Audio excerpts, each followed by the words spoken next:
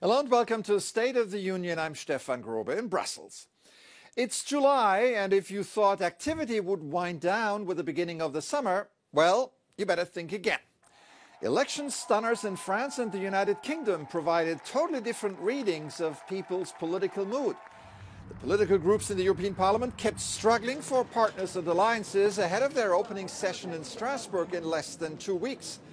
And Belgium handed the rotating EU presidency to longtime Brussels nemesis Hungary. The whims of the calendar had it that Viktor Orban's government is now in charge of the EU agenda, which is like the fox guarding the henhouse, as one observer said.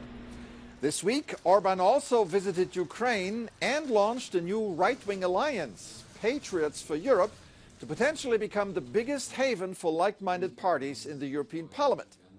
So much activity for one purpose, make Europe great again.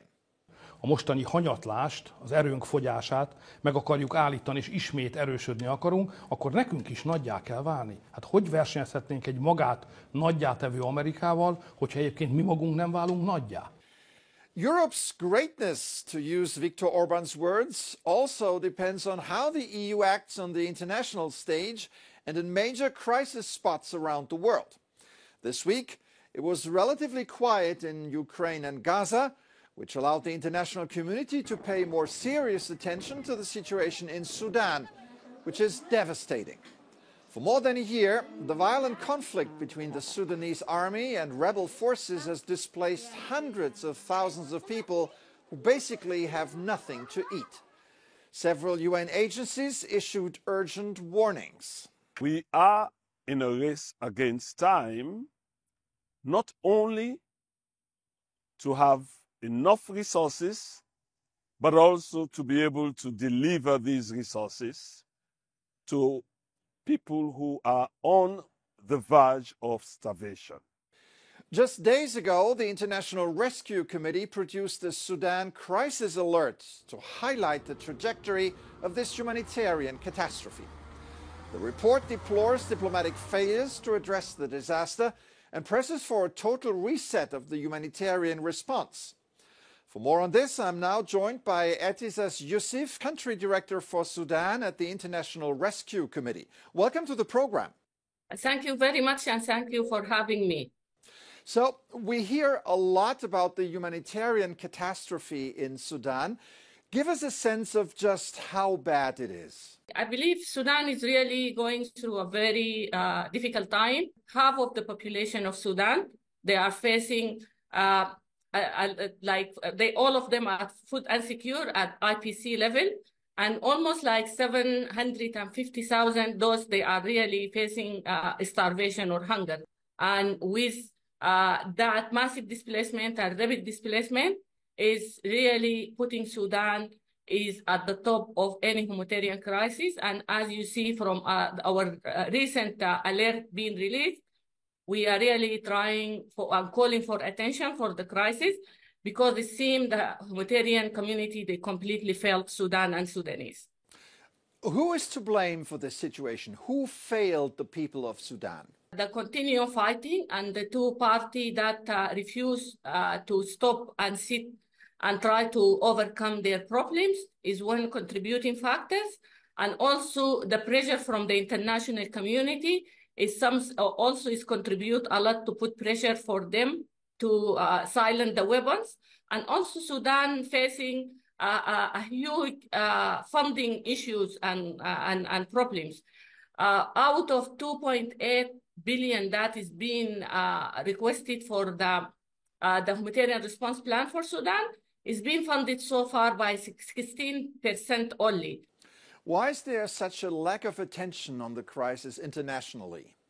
I guess it is multiple competing priorities with multiple crises that is going on in globally. You can name them: is Gaza, Ukraine, Yemen, Syria. And also, I do believe the geophysical position of Sudan is not that appealing and having the great attention. And I do believe that with that large crisis, we should really get the enough attention that we have it, even in the media.